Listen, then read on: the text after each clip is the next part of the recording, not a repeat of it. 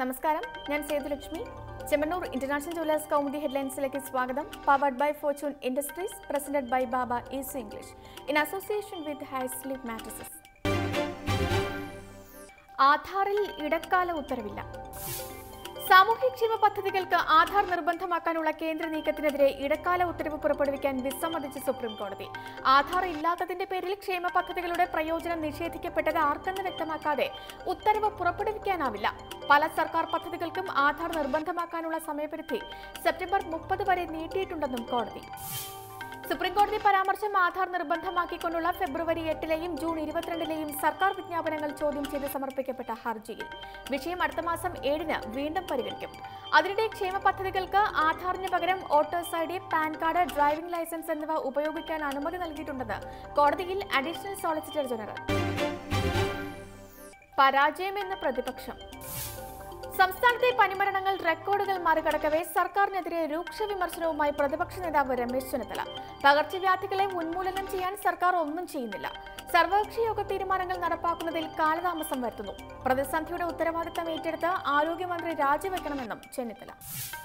ജനുവരിയിൽ ആരംഭിക്കേണ്ടിയിരുന്ന മഴക്കാലപൂർവ്വ ശുചീകരണം അടക്കമുള്ള നടപടിയിൽ സർക്കാർ പൂർണ്ണ പരാജയം. പനി ബാധിച്ച് സംസ്ഥാനത്ത് ഇതുവരെ മരിച്ചത് 200-ലധികം പേർ. ആശുപത്രികളിൽ ചികിത്സ ലഭിക്കാതെ ഇപ്പോഴും ആയിരങ്ങൾ ബുദ്ധിമുട്ടുന്നു. പനിമരണങ്ങളുടെ കാരണം അന്വേഷിക്കാൻ കേന്ദ്രത്തിൽ നിന്നുള്ള വിദഗ്ധ സമിതിയെ കൊണ്ടുവരണമെന്നും പ്രതിപക്ഷ നേതാവ്. പിന്തുണച്ച് സംഘടന. കൊച്ചിയിൽ നടി ആക്രമിക്കപ്പെട്ട സംഭവത്തിൽ അന്വേഷണം പുരോഗമിക്കവേ നടിക്ക് പൂർണ്ണ പിന്തുണയുമായി വിമൻ ഇൻ സിനിമ കളക്റ്റീവ്. അപകീർത്തി പരാമർശങ്ങളിൽ നിന്ന് ചലച്ചിത്ര മേഖലയിലുള്ളവർ വിട്ടുനിൽക്കണം. അപമാനിക്കുന്ന പരാമർശം നിയമവ്യവസ്ഥയോടുള്ള വെല്ലുവിളി. പ്രതികരണം: നടിക്ക് പൾസർ സുനിയുമായി അടുപ്പമുണ്ടെന്ന ദിലീപിന്റെ പ്രസ്താവനയ്ക്ക് പിന്നാലെ.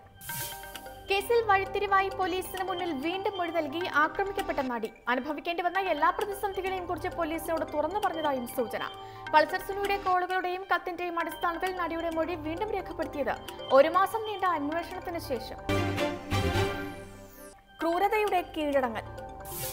കോഴിക്കോട്ടെ കർഷക ആത്മഹത്യയിൽ മുഖ്യപ്രതി ചെമ്പനോട് വില്ലേജ് അസിസ്റ്റന്റ് സിലീഷ് കീഴടങ്ങി. ദിവസങ്ങളായി ഒളിവിൽ കഴിഞ്ഞിരുന്ന ഇയാൾ കീഴടങ്ങിയത് ഇന്നലെ രാത്രി വൈകി പേരാമ്പ്ര CIക്ക് മുന്നിൽ.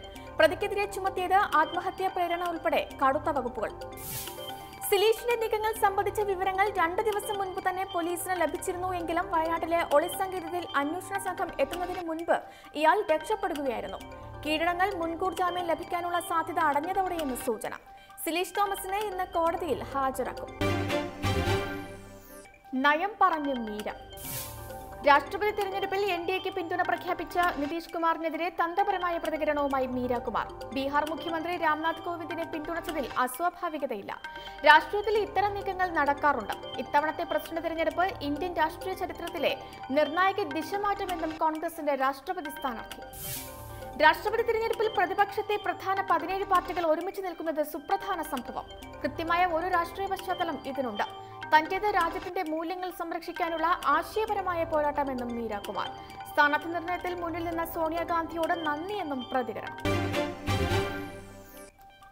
Chemmanur International Jewellers Kaumudi headlines സമാപിക്കുന്നു. Powered by Fortune Industries, presented by Baba Easy English in association with High Sleep mattresses. പ്രധാന വാർത്തകൾ ഇനി 5:30. നമസ്കാരം.